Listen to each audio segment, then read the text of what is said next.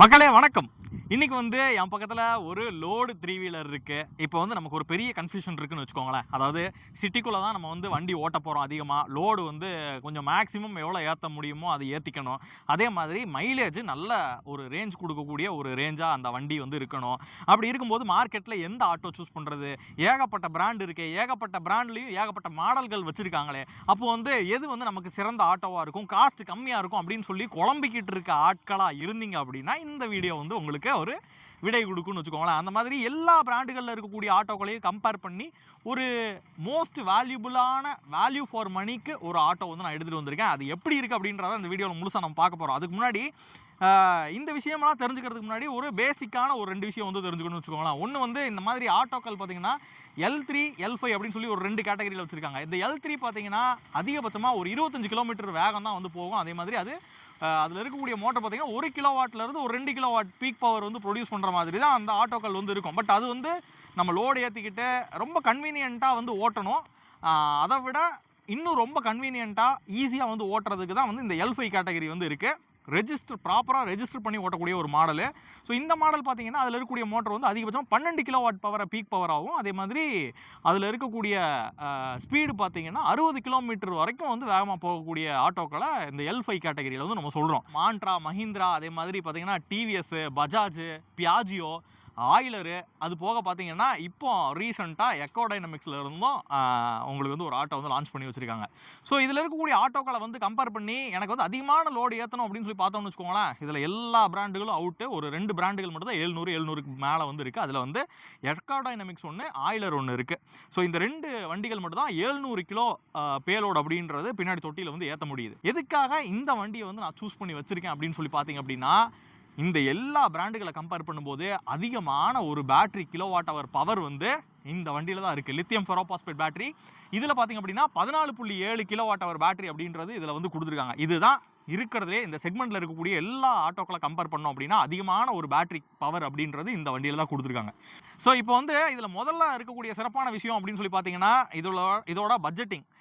இந்த ஆயிலராக இருக்கட்டும், எக்கோ டைனமிக்ஸாக இருக்கட்டும், இந்த 2 வண்டிகளுமே ஒரே ரேஞ்ச் வந்து கொடுத்தாலும் கூட, ஒரே பேலோடு ஆல்மோஸ்ட் இருந்தாலும் கூட, அதோட ப்ரைஸ் அப்படின்னு ஆயிலரோட ப்ரைஸ் பார்த்தீங்கன்னா 430க்கு மேலே வந்து போயிடுது. 450 வரைக்கும் வந்து போகுது. ஆனால் இந்த எக்கோ டைனமிக்ஸ் வந்து ப்ரைஸ் பண்ணியிருக்கக்கூடிய பட்ஜெட் பார்த்தீங்க அப்படின்னா 382 அப்படின்ற ஒரு பட்ஜெட்டில் வந்து ஃபிக்ஸ் பண்ணியிருக்காங்க எக்ஷோரூம். ஆல்மோஸ்ட் ஆன் ரோடுக்கு போனாலும் கூட 4 ரூபாய்க்கு கீழே தான் வந்து இந்த வண்டி இருக்குது அப்படின்றதுனால இது ஒரு சிறப்பான விஷயமா இருக்குது. இன்னொரு பெரிய விஷயம் என்னென்னா இந்த எக்கோ டைனமிக்ஸ் பார்த்தீங்க அப்படின்னா கோயம்புத்தூரில் உற்பத்தி செய்யக்கூடிய ஒரு வண்டி. அது மட்டும் இல்லாமல் ஸ்பேர்ஸு எதுனாலுமே வந்து எல்லாமே தமிழ்நாட்டுக்குள்ளே வந்து நமக்கு கிடைக்கிறது அப்படின்றது இன்னொரு பெரிய சிறப்பான விஷயமா இருக்குது. ஸோ அது மட்டும் இல்லாமல் இதில் பார்த்தீங்க அப்படின்னா இந்த இடத்துல சீட்டுக்கு கீழே ஒரு லிவர் வந்து நம்மளால் பார்க்க முடியும். யூஸ்வலாக இதெல்லாம் வந்து மற்ற ஆட்டோக்களில் வந்து பெரும்பாலும் நம்ம பார்க்க முடியாது. ஒரு ஸ்ட்ரீப் வந்து ஒரு ஹையான ஒரு ஸ்ட்ரீப்பில் வந்து ஏறுறீங்க அப்படிங்கும்போது இந்த லிவரை வந்து நீங்கள் இந்த மாதிரி வந்து இறக்கி விட்டுக்கலாம். இப்படி இறக்கி விட்டுட்டிங்க அப்படின்னா ஸ்டீப் வந்து ஒரு நல்ல ஸ்டீப் வந்து ஏறும். மோஸ்ட்லி பார்த்தீங்கன்னா ஈவன் ஊட்டி ஏரியாக்களில் கூட அங்கே இருக்கக்கூடிய ஸ்டீப்பை கூட இது வந்து ஈஸியாக ஏற முடியும் அப்படின்னு சொல்லி சொல்கிறாங்க. இப்போ இந்த வண்டியோட கேபின் கம்ஃபர்ட் அப்படின்னு சொல்லி பார்த்தோம்னு வச்சுக்கோங்களேன். அதாவது இந்த இடத்துல வந்து சீட் வந்து ஒரு நல்ல அகலமான ஒரு சீட் வந்து கொடுத்துருக்காங்க. ஒரு 2 பேர் வந்து பக்கத்தில் உட்காந்து போகிற மாதிரி இருக்கும். அது மட்டும் இல்லாமல் தேவையில்லாத ஃபீச்சர்களை நிறையா வந்து தவிர்த்துட்டாங்க. உதாரணத்துக்கு பார்த்தீங்கன்னா அந்த டர்ன் பை டர்ன் நேவிகேஷனாக இருக்கட்டும், இல்லைனா வந்து டச் ஸ்க்ரீனு, அது போக பார்த்தீங்கன்னா ஆடியோ சிஸ்டம், மியூசிக் சிஸ்டம், இந்த மாதிரி தேவையில்லாத ஃபீச்சர்ஸ் நம்ம இது வந்து ஏர்னிங்ஸ்க்கு அப்படின்னு சொல்லி எடுத்துட்டோம். ஸோ அப்படிங்கும்போது இதெல்லாம் வந்து முக்கியமாக தேவையில்லை அப்படின்னு சொல்லி ஃபீல் பண்ணி அதெல்லாம் வந்து எடுத்துகிட்டு எது வந்து முக்கியமாக தேவை, அது வந்து உங்களுக்கு ஏர்னிங்ஸ்க்கு ப்ராப்பராக இருக்கணும் அப்படின்ற ஒரு தாட்டில் உருவாக்கின ஒரு வண்டியாக தான் இது இருக்குது. இது வந்து ஒரு ஆக்சிலரி பேட்டரிக்கான மீட்ரு. அதில் வந்து சார்ஜ் இருக்கா, எவ்வளோ இருக்குது, எவ்வளோ வால்டேஜ் இருக்குது அப்படின்றது இதில் கண்டினியூஸாக காட்டிக்கிட்டே இருக்க மாதிரி இந்த இடத்துல வந்து ஒரு மீட்டர் வந்து கொடுத்துருக்காங்க. இது வந்து நம்ம ஃபோன் வந்து சார்ஜ் போடணும். ஏன்னா இந்த மாதிரி ஆட்டோக்கள் எடுத்தோம் அப்படின்னாலும் போர்ட்டர் மாதிரியான கார்பரேட்டில் வந்து அட்டாச் பண்ணுறதுக்கான வாய்ப்புகள் அதிகம். ஸோ அதில் வந்து உங்களுக்கு ஃபோன் வந்து எப்போயுமே சார்ஜ் பண்ணுறதுக்கு ஒரு charging port, C type port வந்து இதில் கொடுத்துருக்காங்க. ஸோ இந்த இடத்துல பார்த்தீங்கன்னா மோடுக்கான நாப் வந்து இதில் கொடுத்துருக்காங்க. இதில் தான் வந்து நியூட்ரலு, ரிவர்ஸு, அதே மாதிரி நார்மலாக பார்த்தீங்கன்னா இதில் எக்கோ மோடு, பூஸ்ட் மோடுன்னு சொல்லிட்டு ஒரு 4 டோட்டலாக பார்த்தீங்கன்னா ஒரு 3 மோடு வந்து வந்து இதில் இருக்குது. ஸோ இது வந்து கிளஸ்டரு. இதில் ஓடோமீட்டரோட ரீடிங்கு, அது போக distance to empty, estimated distance நம்ம இருக்கிற சார்ஜுக்கு எவ்வளோ கிலோமீட்டர் போகும் அப்படின்ற நேரத்தில் காட்டுது. இதுவே பார்த்தீங்கன்னா 147 கிலோமீட்டர் வந்து காட்டுது. ஸோ இதில் பெரும்பாலும் பார்த்தீங்கன்னா இவங்க சொல்கிற ரியல் ரேஞ்ச் அப்படின்றது ஆல்மோஸ்ட் ஐடிசி ரேஞ்ச் வந்து 197. ஐடிசினா கிளைம் பண்ணக்கூடிய ரேஞ்ச் வந்து 197. அதில் ரியல் ரேஞ்ச் பார்த்தீங்கன்னா 140க்கு மேலே போகும் அப்படின்னு சொல்கிறாங்க. அதுவுமே கூட நீங்கள் பூஸ்ட் மோடு போட்டு ஓட்டினீங்க அப்படின்னாலும் ஆல்மோஸ்ட் அந்த 140 அப்படின்றது அச்சீவ் ஆகிடும். ஸோ அதில் எக்கோ மோடு வந்து போட்டு ஓட்டினா இன்னும் வந்து கிலோமீட்டர்ஸ் அதிகமாக கிடைக்கும் அப்படின்னு சொல்கிறாங்கன்னு வச்சுக்கோங்களேன். ஸோ அதையும் நம்ம வந்து டெஸ்ட் பண்ணி பார்ப்போம் இன்றைக்கி. சீட்டுக்கு அடியில் அப்படின்னு சொல்லி பார்க்கும்போது இதில் ஆன்போர்ட் சார்ஜர் வந்து வந்துடுது. ஸோ நம்ம வந்து நார்மலாக ஒயர் மட்டும் எடுத்து வீட்டில் வந்து கனெக்ட் பண்ணி ஈஸியாக ப்ளக் அண்ட் ப்ளேயில் சார்ஜ் வந்து பண்ணிக்க முடியும். இது வந்து ஒரு 4.2 கிலோவாட் ஆன்போர்ட் சார்ஜர் அப்படின்றது இதில் கொடுத்துருக்குறாங்க. ஒரு 4 மணி நேரத்துலேருந்து ஒரு 5 மணி நேரம் வரைக்கும் டைம் எடுத்துக்கும் ஃபுல் சார்ஜ் ஆகிறதுக்கு. ஒன்ஸ் வந்து நீங்கள் ஃபுல் சார்ஜ் ஆகிட்டீங்க அப்படின்னா 140 கிலோமீட்டர் அப்படின்றது அஷ்யூர்டாக போக முடியும் அப்படின்னு சொல்கிறாங்க. ஸோ அது போக பார்த்தீங்க அப்படின்னா இந்த சீட்டை தூக்கணும்னா இங்கே வந்து இந்த ஆன்போர்ட் சார்ஜருக்கான கேபிள் வந்து இதில் பார்க்கலாம். ஸோ இதுதான் வச்சுக்கோங்களேன். நார்மலாக இதில் வந்து உங்கள் பின்னாடி அந்த சைடில் வந்து இருக்குது. அந்த ப்ளக்கை வந்து நான் காட்டுறேன். அது போக இது வந்து ஒரு 3 பின் சாக்கெட்டில் நீங்கள் வந்து போட்டுக்க முடியும்.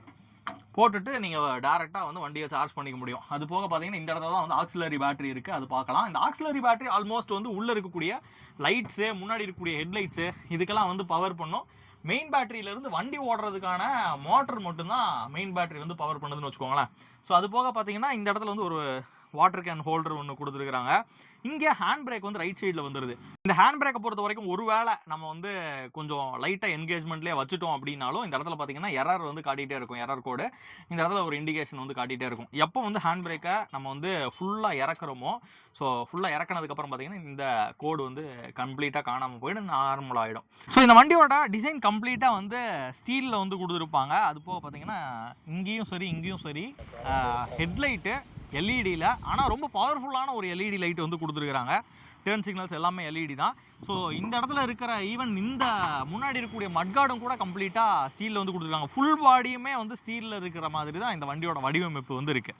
நார்மலாக வந்து இதில் பார்த்தீங்கன்னா இந்த எம்ஆர்எஃப் டயர்ஸ் வந்து பெரும்பாலும் பார்க்க முடியாது. இப்போ ரீசெண்டாக லான்ச் ஆன ஒரு எம்ஆர்எஃப் டயரு, அதுவும் 3 வீலருக்கு உண்டான ஒரு EV 3 வீலருக்கு உண்டான ஒரு டயர் தான் வந்து இதில் வந்து போட்டிருக்கிறாங்க. இது வந்து 190 mm ட்ரம் டயர் இருக்க மாதிரி ஒரு பிரேக்கிங் சிஸ்டம் வந்து இதில் கொடுத்துட்டாங்க. அது போக பார்த்தீங்கன்னா இந்த 2 சைடுமே வந்து உங்களுக்கு அந்த சஸ்பென்ஷன் அப்படின்றது இருக்குது. ஸோ கண்ட்ரோல் வந்து நல்லாயிருக்கும். அது மட்டும் இல்லாமல் இதில் வந்து இன்னொரு முக்கியமான மேட்டர் என்னன்னு வச்சுக்கோங்களேன். இதோட மேக்ஸிமம் லோடு கெப்பாசிட்டி பார்த்தீங்கன்னா 487 கிலோ, அப்ராக்சிமேட்டாக 500 கிலோ அப்படின்னு சொல்லி வச்சுக்கிட்டாலும் கூட ஒரு 3 டயரை வந்து சேர்த்து பார்த்தோம்னு வச்சுக்கோங்களேன். ஒரு டயர் 500 கிலோ தாங்குது. 3 டயர் அப்படிங்கும்போது ஆல்மோஸ்ட் 1500 கிலோ GVW வந்து இந்த வண்டி வந்து தாங்கும் அப்படின்றதான் மீனிங். ஸோ இந்த லோடிங் ஏரியாவை பொறுத்த வரைக்கும் பார்த்தீங்கன்னா ஆல்மோஸ்ட் வந்து ஒரு 6 அடி நீளம், அதே மாதிரி 4.7 அடி அகலம், 1 அடி ஹைட் இருக்க மாதிரி இந்த லோடிங் கார்கோ பாடி வந்து இருக்குது. ஸோ இங்கே இருக்கக்கூடிய கேபின் வந்து கொஞ்சம் வித்து வந்து கம்மியாக தெரிஞ்சாலும் கூட இந்த லோடிங் ஏரியாவில் வந்து காம்ப்ரமைஸே இல்லாமல் ஆல்மோஸ்ட் வந்து ஒரு 4.7 அடி வித்து அப்படின்றது இதில் கொடுத்துருக்குறாங்க. அது மட்டும் இல்லாமல் பெரும்பாலும் நம்ம வந்து இந்த மாதிரி செக்கர்டு ஷீட், இதை வந்து செக்கர்டு ஷீட்டு அப்படின்னு சொல்லுவோம். இந்த மாதிரி செக்கர்டு ஷீட்டை வந்து கார்கோ பாடியில் பெரும்பாலும் நம்ம பார்க்க முடியாது வேறு பிராண்டுகளில்.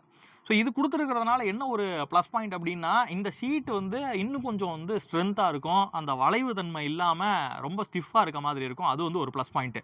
இதில் கொடுத்துருக்கூடிய பேட்டரி பார்த்தீங்கன்னா 14.7 kWh லித்தியம் ஃபெரோபாஸ்பேட் பேட்டரி அப்படின்றது இதில் கொடுத்துருக்குறாங்க. ஸோ இதுதான் வந்து அதிகமான ஒரு ரேஞ்ச் கொடுக்கறதுக்கு ஒரு முக்கியமான ஒரு காரணம். சரி, ஓகே. இப்போ வந்து 2 பிராண்டுகள் ஆயிலரை பற்றியும் பேசணும், இதை பற்றியும் பேசணும், எக்கோடைனமிக்ஸை பற்றியும் நம்ம பார்த்துக்கிட்டு இருக்கோம். ஸோ அப்போ வந்து எதுக்கு வந்து எப்படி இவங்களால இவ்வளோ தூரம் காஸ்ட் வந்து கம்மியாக கொடுக்க முடிஞ்சிருக்கு அப்படின்னு சொல்லி பார்த்தோம் அப்படின்னா மோட்டாரில் வந்து அதில் ஒரு சிறப்பான விஷயம் இருக்குதுன்னு வச்சுக்கோங்களேன். இப்போ இந்த மோட்டார் பார்த்தீங்கன்னா இதில் பார்க்க முடியும் பின்னாடி, இது வந்து ஒரு பர்மனன்ட் மேக்னெட் சிங்க்ரனஸ் மோட்டார், யூஸ்வலாக உள்ள மோட்டார். ஆனால் அது கூட உள்ள கியர் பாக்ஸில் ஸ்பெஷலான விஷயம் இருக்குது. அதுதான் முன்னாடி காட்டியிருந்தேன். ஒரு 2 ஷிஃப்ட் மெக்கானிக்கல் கியர் பாக்ஸ் வந்து இதில் கொடுத்துருக்குறாங்க. ஸோ அது இருக்கிறதுனால உங்களுக்கு வந்து லோ ஸ்பீட்லேயும் கூட ஹை டார்க் அச்சீவ் பண்ணுறதுக்கான வாய்ப்பு இருக்குது. அதனால ஸ்லோப் வந்து ஈஸியாக ஏற முடியும். ஸோ இதில் இருக்க மோட்டர் பார்த்தீங்கன்னா அதாவது 6.2 கிலோவாட் பவர் அதிகபட்சமாகவும், அதே மாதிரி 75 நியூட்டன் டார்க்கை வந்து ப்ரொடியூஸ் பண்ணுற மாதிரி இதில் கொடுத்துருக்காங்க. இதில் எப்படி ப்ளே பண்ணிட்டாங்கன்னு வச்சுக்கோங்களேன். அதாவது ஒரு வண்டியை இழுக்கிறதுக்கு டார்க் ரொம்ப முக்கியம். அதை வந்து காம்ப்ரமைஸே பண்ணாமல் 75 நியூட்டன் மீட்டர் டார்க் அப்படின்றது கொடுத்துட்டாங்க. இது வந்து மார்க்கெட்டில் இருக்கக்கூடிய வண்டிகளை பார்க்கும்போது சேம் அதே அளவுக்கு நல்ல இழுக்கும் திறன் வந்து அதில் இருக்குது. ஸோ அதே மாதிரி இப்போ வந்து இந்த ஒரு வண்டி அதில் இருக்கக்கூடிய மோட்டாரு ஒரு பேட்டரியிலிருந்து பவரை வந்து அதிகமாக இழுக்கக்கூடாது அப்படின்னா எய்தர் உங்களுக்கு வந்து டார்க் அதிகமாக இருந்து ஆர்பிஎம் அதாவது சுற்றுறது வந்து கம்மியாக வந்து சுற்றணும். அப்படி இல்லைன்னா ஸ்பீடாக சுற்றுச்சு அப்படின்னா டார்க் வந்து கம்மியாக இருக்கணும். அப்படிங்கும்போது மட்டும்தான் பேட்டரியிலேருந்து உரியக்கூடிய அந்த எனர்ஜி கன்சப்ஷன் அப்படின்றது கம்மியாக இருக்கும். ஒருவேளை சுற்றுற ஸ்பீடும் அதிகமாக இருந்து டார்க்கும் ரொம்ப அதிகமாக இருந்துச்சு அப்படின்னா பவர் கன்சப்ஷன் அப்படின்றது ரொம்ப அதிகமாக இருக்கும். உங்களுக்கு ரேஞ்சு வந்து அதிகமாக கொடுக்கணும் அப்படின்னா பேட்டரியிலேருந்து கரண்ட் கன்சப்ஷன் கம்மியாக இருக்கணும் அப்படின்றதுக்காக எப்படி வந்து இதில் ஃபிக்ஸ் பண்ணியிருக்காங்க இந்த மோட்டர் டிசைன் அப்படி இருக்குன்னா 75 நியூட்டன் மீட்டர் டார்க் வந்து ப்ரொடியூஸ் பண்ணுற மாதிரி இந்த மோட்டார் திறன் வந்து இருக்குது. அதனால் ஈஸியாக இழுத்துரும். அது போக பார்த்தீங்கன்னா பீக் பவர் வந்து வெறும் 6.2 கிலோவாட் தான் வந்து ப்ரொடியூஸ் பண்ணுற மாதிரி இருக்குது. அப்படின்னா ஸோ ஆர்பிஎம் இதோட டாப் ஸ்பீட் அப்படின்றது ஒரு 46 கிலோமீட்டர்லேருந்து 50 கிலோமீட்டருக்கு வந்து ஃபிக்ஸ் பண்ணி வச்சுக்கிட்டு ஸோ ஈஸியாக சிட்டிக்குள்ளே ஓட்டுறதுக்கு அந்த ஸ்பீடு வந்து போதும் அப்படின்றத டிசைட் பண்ணி இந்த ஒரு பவர் கன்சப்ஷன் அப்படின்றத கம்மி பண்ணி உங்களுக்கு ரேஞ்சை இன்க்ரீஸ் பண்ணி கொடுத்துருக்காங்க. ஸோ டயர் சைஸும் பார்த்தீங்கன்னா முன்னாடி பின்னாடி எல்லாமே வந்து ஒரு 4x12 அப்படின்ற ஒரு டயர் சைஸ் வந்து கொடுத்துருக்காங்க. அதே மாதிரி பிரேக்கிங்கை பொறுத்த வரைக்கும் முன்னாடி 190 சொல்லியிருந்தால பின்னாடி வந்து கொஞ்சம் பிரேக் ட்ரம்மோட சைஸ் வந்து பெருசு 220 mm வந்து கொடுத்துருக்காங்க. இதனால் பிரேக்கிங் எஃபிஷியன்சி நல்லா இருக்குன்னு வச்சுக்கோங்களேன். இதெல்லாமே வந்து இந்த வண்டியில் உள்ள சிறப்பான விஷயமா நான் பார்க்குறேன். ஸோ அது போக பின்னாடி இருக்கக்கூடிய இந்த டிசைன் பார்த்தீங்க அப்படின்னா எல்இடியிலே வந்து பிரேக் லைட்ஸு டர்ன் சிக்னல்ஸ் எல்லாமே வந்து எல்இடியில் வந்து கொடுத்துருக்காங்க. அது போக ரிஃப்ளெக்டர் வந்து இதில் கொடுத்துருக்காங்க. நம்பர் பிளேட் ஹோல்டருக்கான லைட் வந்து வந்துடுது. இது வந்து ஒரு பம்பர் மாதிரி இதில் கொடுத்துட்டாங்க. ஸோ இந்த இடத்துல தான் வந்து உங்களுக்கு சார்ஜ் போடுறதுக்கான போர்ட் வந்து இதில் இருக்குது. ஒரு 3-pin பிளக் மாதிரி இதில் கொடுத்துருப்பாங்க. இது நார்மலாக இருக்கக்கூடிய அந்த சீட்டு கடியில் இருக்கிற ஒயரை தூக்கி வீட்டில் குத்திட்டு நீங்கள் வந்து இதில் சார்ஜ் வந்து போட்டுக்க முடியும். ஒரு 4 மணி நேரத்துலேருந்து 5 மணி நேரம் அப்படின்ற ஒரு டைம் வந்து எடுக்கும். இப்போ வந்து ஆல்மோஸ்ட் வண்டியோட டிசைன்லாம் எப்படி இருக்குது அப்படின்னு சொல்லி பார்த்துட்டோம். வண்டியோட பெர்ஃபார்மன்ஸ் எப்படி இருக்குது அப்படின்றத பார்ப்போம். வாங்க ஒரு டிரைவ் போயிட்டு லோடை ஏற்றி கூட நம்ம ஓட்டி பார்க்கலாம். வாங்க.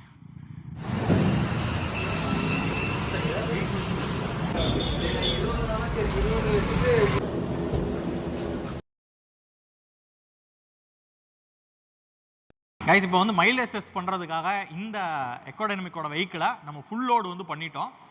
ஃபுல் லோடில் வந்து பாருங்கள் எப்படி இருக்குது அப்படின்றத பாருங்கள். ஃபஸ்ட்டு வாட்டர் கேன் தான் நம்ம லோடு ஏற்றிருக்கோம்.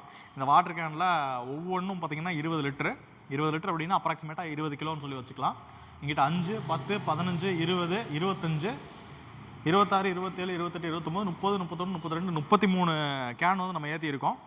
அப்போது 33 கேனு இன்ட்டு 20 லிட்டர் அப்படின்னு சொல்லி போட்டோம்னா 660 கிலோ. ஒவ்வொன்றும் 20 கிலோ அப்படின்னு வச்சுக்கிட்டோம்னா 660 கிலோ வந்து வருது. இதோட ரேட்டட் பேலோடு பார்த்திங்கன்னா 700 கிலோ. இப்போ நான் வந்து வண்டி ஓட்டுற டிரைவர் என்ன தவிர்த்து வீடியோ எடுத்துகிட்டு இருக்க பையனும் நம்ம கூட வரப்போகிறான். அவன் வந்து ஒரு 70 கிலோ கிட்ட இருக்கான். அப்படிங்கும்போது ஆல்மோஸ்ட் பார்த்தீங்கன்னா உங்களுக்கு 730 கிலோ இந்த வண்டியில் பேலோடாக வந்து இருக்க போகுது அப்படின்னு கன்சிடர் பண்ணிக்கலாம். ஸோ 100% வந்து சார்ஜ் இருக்குது, ஃபுல்லாகிடுச்சு. இப்போ 100%லேருந்து தான் வண்டி எடுக்க போகிறோம். எஸ்டிமேட்டட் டிஸ்டன்ஸ் வந்து 150 கிலோமீட்டர் வந்து போகும் அப்படின்னு காட்டுது. நம்மளே வந்து ரியல் டைமில் வந்து 140 அப்படின்னு தான் சொல்லியிருந்தோம். இது 150 வந்து காட்டுது. ஸோ ரியல் டைமில் இந்த லோடோட இது எவ்வளோ கிலோமீட்டர் வந்து கூட்டுட்டு போக போகுது அப்படின்றத நம்ம செக் பண்ண போகிறோம். இப்போ நம்ம இருக்கிறது வடமதுரையில். இங்கேருந்து ஈஷா போயிட்டு ஈஷாவிலேருந்து ரிட்டன் வரணும். ஈஷாக்கே இங்கேருந்து 33 கிலோமீட்டர், ரிட்டன் வரது 33 கிலோமீட்டர். அதை தவிர்த்து எவ்வளோ சுற்ற முடியுமோ சுற்றிட்டு எவ்வளோ கிலோமீட்டர் வந்து போகுது மேக்ஸிமம் அப்படின்றத ரியல் டைமில் செக் பண்ணி உங்களுக்கு காட்டணும் அப்படின்னு சொல்லி தான் இந்த டெஸ்ட்டை வந்து நாங்கள் பண்ணிகிட்டு இருக்கோம். இந்த மாதிரியான வீடியோக்களுக்கு நம்ம பேஜை ஃபாலோ பண்ணி வச்சுக்கோங்க. வாங்க பயணத்தை கண்டினியூ பண்ணலாம்.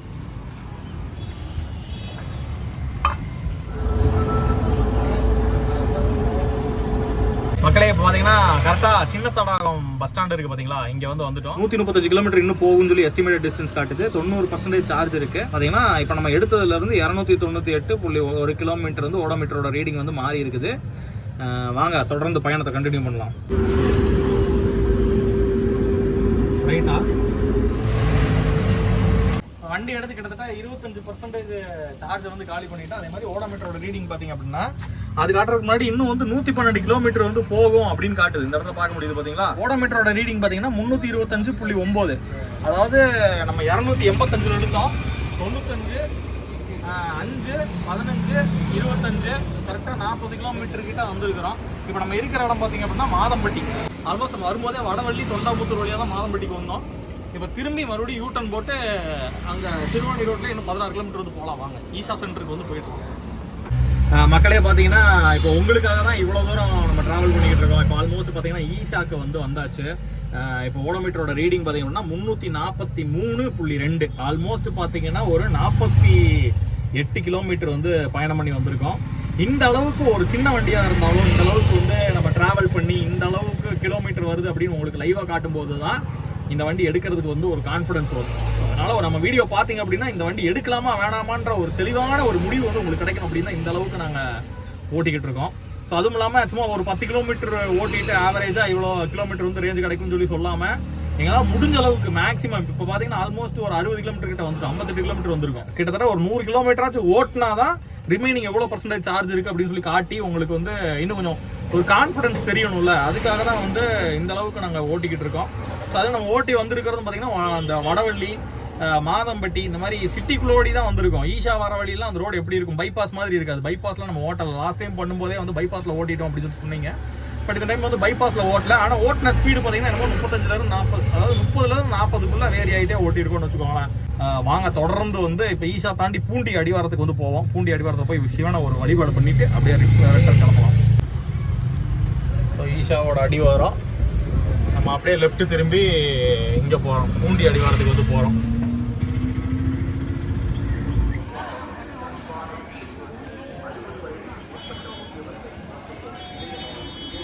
ஒரு கோயில், அந்த கோயிலுக்குள்ள போய் பார்த்துட்டு வரலான்னு பார்த்தா சரியான கூட்டமாக இருந்துச்சு. அதனால அங்கேயே யூட்டன் போட்டோம். ஆல்மோஸ்ட் பார்த்தீங்கன்னா நம்ம ஒரு 63 கிலோமீட்டர் இப்போ வரைக்கும் வந்து வந்திருக்கிறோம்.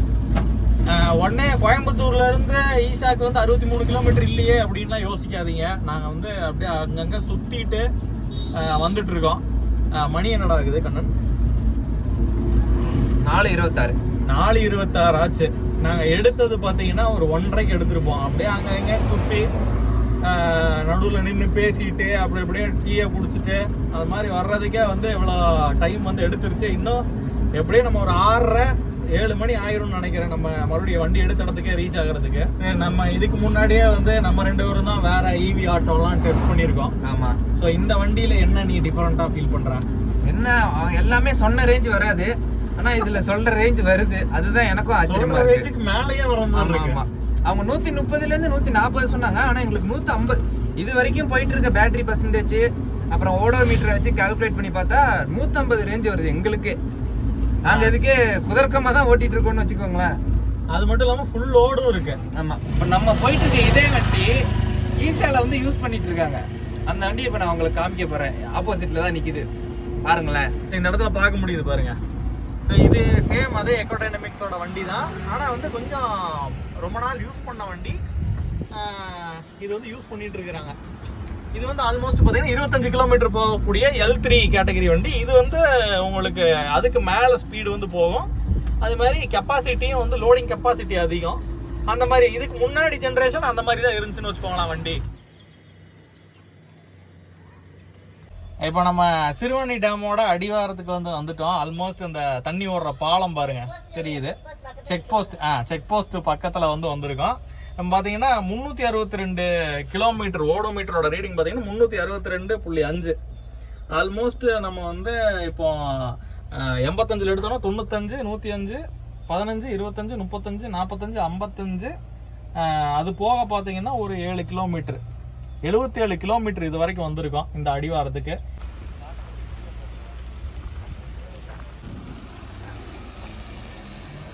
ஆல்மோஸ்ட் பார்த்தீங்கன்னா 104 கிலோமீட்டர் வந்து நம்ம வந்திருக்கிறோம் கரெக்டாக. பார்ப்போம் இன்னும் எவ்வளோ தூரம் போகுது அப்படின்றத. மணி இப்போவே வந்து 6:16 ஆயிருச்சு. ஸோ பார்ப்போம், போய் பார்க்கலாம். சரிதா அடிங்க.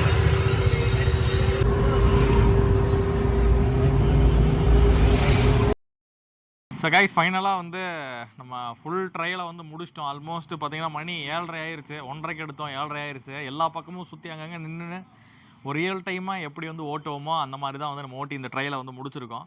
இப்போ நம்ம ஓடோமீட்டரோட ரீடிங் பார்த்தீங்கன்னு வச்சுக்கோங்களேன், ஆல்மோஸ்ட்டு இப்போ ஓடி இருக்கிறது எவ்வளோ அப்படின்றத பார்க்கலாம். இப்போ எஸ்டிமேட்டட் டிஸ்டன்ஸ் இன்னும் 13 கிலோமீட்டர் வந்து ஓடும் அப்படின்னு சொல்லி காட்டுது. ரிமைனிங் பார்த்தீங்கன்னா 9% தான் சார்ஜ் இருக்குது. அதே மாதிரி ஓடோமீட்டரோட ரீடிங் பார்த்தீங்கன்னா 417 அப்படின்னா 417 இப்போ ஓடி இருக்குது. நம்ம எடுக்கும்போது 285 எடுத்தோம். 132 கிலோமீட்டர் வந்து இது வரைக்கும் நம்ம ஓட்டியிருக்கிறோம். அப்போ வந்து டிவைடட் பை 91% வந்து 132 கிலோமீட்டர் வந்து போயிருக்கு அப்படின்னா 1.45 அப்படின்றது 1.45 கிலோமீட்டர்ஸ் ஒரு பர்சன்டேஜுக்கு வந்து போகுது. இப்போ 100% அப்படின்னு சொல்லி 1.45 இன்ட்டு 100% அப்படின்னு சொல்லி போட்டோம்னா 145 கிலோமீட்டர் வந்து ரேஞ்ச் அப்படின்றது நமக்கு இன்றைக்கி கிடச்சிருக்கு. 700 கிலோ பேலோடு சொன்னாங்க, நம்ம 730 அதுக்கு மேலே தான் வந்து வச்சு ஓட்டியிருக்கிறோம். அதேமாதிரி ரஃபாகவும் ஹேண்டில் பண்ணோம், ஸ்பீடாகவும் போனோம், சில இடத்துல டிராஃபிக்லேயும் ஓட்டணும். அப்படிங்கும்போது அவங்க ரியல் டைமில் சொன்ன கிலோமீட்டர்ஸ்க்கு மேலே தான் நமக்கு வந்து ரேஞ்ச் அப்படின்றது வந்திருக்கு. ஸோ இந்த வீடியோ வந்து கண்டிப்பாக உங்களுக்கு பயனுள்ளதாக இருந்திருக்கும்னு நினைக்கிறேன். ஒரு ரியல் டைமில் ஒரு வண்டி வந்து இந்த வண்டி எப்படி இருக்குது அப்படின்றத கம்ப்ளீட்டாக செக் பண்ணி உங்களுக்காக இன்றைக்கி நம்ம காட்டியிருக்கோம். இதே மாதிரி இன்னொரு அருமையான வீடியோவில் உங்களை சந்திக்கிறேன். அது வரைக்கும் உங்கள்கிட்ட டாடா சொல்கிறது உங்கள் சிதம்பரம் செல்வன்.